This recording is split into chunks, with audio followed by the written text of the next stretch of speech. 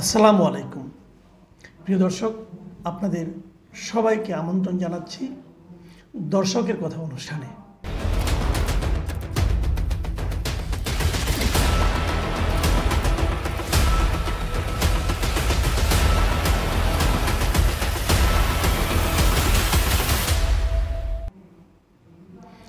প্রিয় দর্শক, এই অনুষ্ঠানটা আপনাদের মতামত ভিত্তিক এই অনুষ্ঠানটা আমরা এর আগে সপ্তাহে 2 দিন করেই প্রচার করতাম।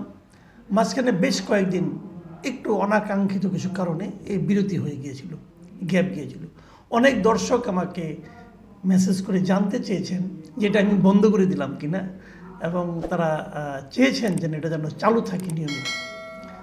তো যাই হোক, একটু বিরতি হয়ে গেল, এই জন্য আমি সবার কাছে ক্ষমা প্রার্থী। আমরা আবার এটা শুরু করছি। আমি চেষ্টা করবো এরপর থেকে সপ্তাহে 2 দিনই এই অনুষ্ঠানটা করার জন্য। যদি কোনো কারণে 2 দিন না হয় তাহলে 1 দিন তো হবেই। আজকে আমরা যে 4টা কন্টেন্টের উপর আলোচনা করব। 4টা কন্টেন্টে যেসব কমেন্ট পড়েছে দর্শকদের, সেগুলো নিয়ে কথা বলবো। প্রথমে যে কন্টেন্টে নিয়ে আলোচনা করব সেটার শিরোনাম ছিল বাংলাদেশে হঠাৎ যে কারণে ভারতের পররাষ্ট্র সচিব এসেছিলেন ভারত থেকে। হঠাৎ করে আমাদের পররাষ্ট্রমন্ত্রী, পররাষ্ট্র সচিব প্রধানমন্ত্রীর সঙ্গে সাক্ষাৎ করেছেন, সেটা নিয়ে আমরা একটা কন্টেন্ট করেছিলাম। সেখানে যে প্রথম যে কমেন্টটা পড়ছি, আব্দুল শহীদ মাহমুদ লিখেছেন, আমরা নিজেরা যতদিন পর্যন্ত ঠিক না হব, দেশপ্রেম শতভাগ সক্রিয় না হবে, ততদিন পর্যন্ত ইন্ডিয়া হস্তক্ষেপ করেই যাবে। চীন থেকে নিবে চীনা মুদ্রা ইউয়ানে, পরিশোধ করতে হবে ডলারে। এছাড়া উপায়ও তো নাই, কেউ টাকা দিবে না, ইন্ডিয়ার তো সামর্থ্যই নাই। তাছাড়া ইন্ডিয়ার টাকা লোন না দিয়েই যদি সব কিছু আদায় করে নিতে পারে, তাহলে তারা লোন দিবে কেন? গোলাম রাব্বি লিখেছেন, ভারতের আমাদের দেশকে লোন দেওয়ার মতো মন মানসিকতাও নেই এবং সামর্থ্যও নেই। ওরা শুধু নিতে জানে, দিতে জানে না। দুটো মন্তব্য পড়লাম। এখান থেকে বুঝতে পারছেন ভারত সম্পর্কে আমাদের দেশের সাধারণ মানুষের মনোভাবটা কেমন। দ্বিতীয় যে কন্টেন্টটা ধরছি সেটা হলো, কে সেই প্রভাবশালী, কে তার গুণধর নাতি।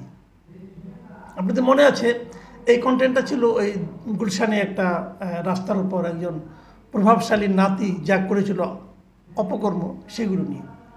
মোহাম্মদ মনিরুল ইসলাম লিখেছেন, অর্থের কাছে আত্মসমর্পণ করলে রাষ্ট্রীয় প্রতিষ্ঠানগুলির নৈতিকতা এভাবেই নষ্ট হয়। এই মন্তব্যটা উনি করেছেন। আসলে রাষ্ট্রীয় প্রতিষ্ঠান বলতে উনি বুঝিয়েছেন পুলিশকে, যে পুলিশ যেখানে কিছু করতে পারলো না এবং পুলিশের সদস্যকে অপমান করলো সেটা নিয়ে। এবং একই ধরনের মন্তব্য আরেকটা এসেছে, শাহানারা খানম স্বপ্না লিখেছেন, পুলিশ যদি পূর্বে জনগণের পাশে থাকতো তাহলে আজ পুলিশের এই অবস্থা হতো না। মানব জমিন ভালো কাজ করলেও সৎসাহস দেখাতে পারে নাই। সৎসাহস দেখালে নাম লিখে দিতেন। ভিআইপি হলো মানুষের বানানো পদ, আর ভিভিআইপি হলো মানুষের বানানো ব্যঙ্গাত্মক পদ।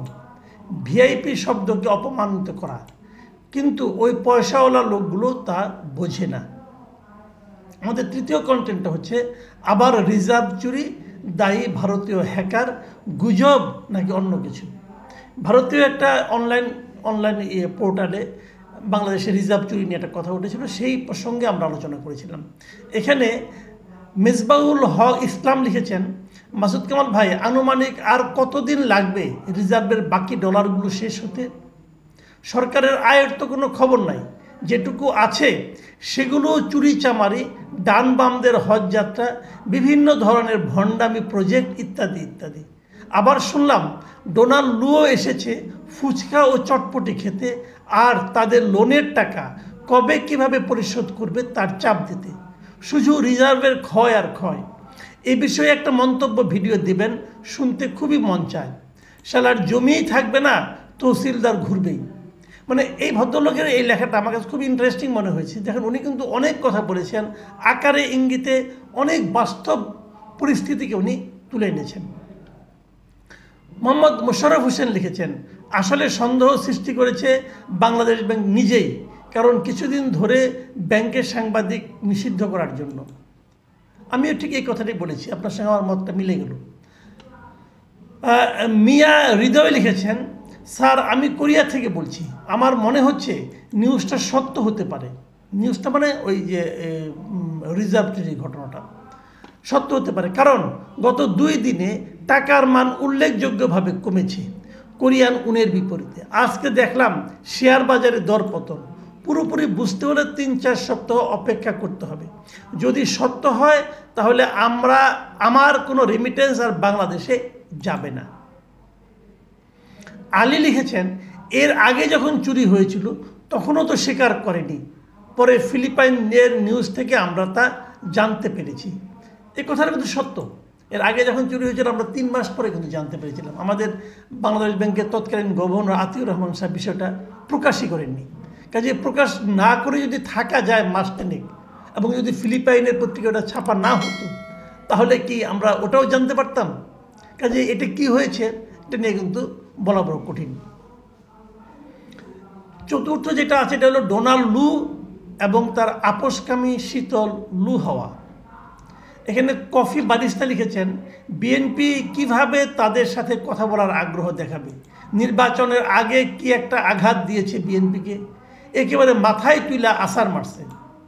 সাদেকুর আলম লিখেছেন, আমেরিকা বিএনপিকে নয়, তারা তাদের স্বার্থ রক্ষার সবচেয়ে বেশি দেন দরবার করেন।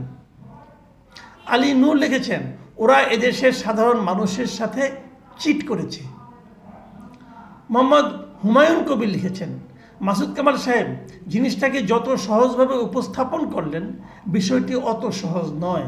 অপেক্ষা করেন, সামনে আরও অনেক জিনিস দেখতে পারবেন, তখন দেখবেন আপনাদের এইসব কথাবার্তা কতটা ইম্যাচিউর ছিল। আমি এই হুমায়ুন কবির সাহেবের এই মন্তব্যটা নিয়ে একটু কথা বলতে চাই। উনি আমার সম্পর্কে যেহেতু লিখেছেন ঠিকই আছে, উনি বলতে চাচ্ছেন যে আমি যে মন্তব্যটা করেছি এবং আমার সঙ্গে আরও অনেকে যে সমস্ত মন্তব্য করেছেন সেগুলিকে উনি ইম্যাচিউর হিসাবে উল্লেখ করেছেন। এটা কিন্তু হতে পারে, আমি এটা শুনে আমার একটু ভালো লাগলো এই কারণে যে আমার কথাগুলো যে ইম্যাচিউর এটা হলে বরং আমি খুশি হই, কারণ আমার শেখার অনেক কিছু থাকবে। কিন্তু আমি সবাইকে অনুরোধ করবো, মিস্টার হুমায়ুন কবির আপনাকে সহ আরও অনেককে, যে বিষয়টা আসলে কী সেটা যদি আপনি বলতেন না, তাহলে আমাদের জন্য সবার জন্য একটা সুবিধা হতো। হুট করে একজনকে ম্যাচিউর বলে দেওয়া, হুট করে একজনকে ইমম্যাচিউর বলে দেওয়া, এটা তো কোনো লাভ হলো না। কারণ আপনি আমাকে ম্যাচিউর বললেন, ঠিক আছে, আমি মানতে রাজি আছি, কিন্তু আপনার ম্যাচিউরিটিটা তো আমাদের জানা দরকার। আপনি যদি আমার বক্তব্যের বিপরীতে আপনার বক্তব্যটা দিতেন, সেটা আমি পড়লে পর আমার দর্শকরা জানতে পারতেন যে আসলে ম্যাচিউরড বিশ্লেষণটা কী। আর কয়জন অপেক্ষা তো করবই, তখন আমারটা ভুল হতে পারে, কিন্তু আমি এটা নিয়ে কোনো মন্তব্য নেই, আমার ভুল হওয়ার সম্ভাবনাই বেশি। আমি বোকাশোকা মানুষ, ভুল হয়, কাজে এই ভুল হতেই পারে। কিন্তু আমি জানতে চাচ্ছি যে আসলে তাহলে কী। আমরা একটু চেষ্টা করছি, আমি আমার মতো করে ভাবছি, আপনি আপনার মতো করে ভাবছেন। যদি আপনার ভাবনায় আমারটাকে খুবই হালকা বক্তব্য মনে হয়, তাহলে আপনার গভীর যে তাত্ত্বিক যে চিন্তা সেটা পৃথিবীর উপেক্ষা উল্লেখ করবেন। আমিও সবাইকে বলবো, প্রিয় দর্শক আপনাদেরকে বলবো যে আমার মন্তব্যগুলি যদি আপনারা ভুল প্রমাণের চেষ্টা করেন অথবা এটার বিপরীতে মতামত দেন, সেটা হবে আমাদের জন্য সবচেয়ে ভালো। আমি আবারও বলি, এই প্ল্যাটফর্মে আমি কথাগুলি বলি কেন? আমি কথাগুলি বলি এই কারণে যে বিভিন্ন প্রসঙ্গে আমার মনে কিছু প্রশ্ন আসে, আমার মনে কিছু সিদ্ধান্ত আসে, আমার মনে কিছু চিন্তা আসে, সেগুলো আমি আপনাদের সঙ্গে শেয়ার করতে চাই। আমি কিন্তু কাউকে জ্ঞান দিতে চাই না, আমি কিন্তু মাস্টার না, আমি একজন ছোটোখাটো সাংবাদিক। আমি সবার সঙ্গে শেয়ার করতে চাই। শেয়ার করলে হয় কি, আমার বক্তব্যটা থেকে আপনাদের একটা অন্যরকম বক্তব্য থাকতে পারে, সেটাও আমরা শুনলাম, তারপরে সব মিলিয়ে আমরা একটা সিদ্ধান্তে পৌঁছলাম যে আসলে দেশে হচ্ছেটা কি, আসলে দেশের যে রাজনৈতিক নেতৃবৃন্দ তারা করছেনটা কি, আমরা সব কিছু মিলিয়েই জানতে চাই। প্রিয় দর্শক, এখন এই পর্যন্তই। আপনারা ভালো থাকবেন। আল্লাহ হাফেজ।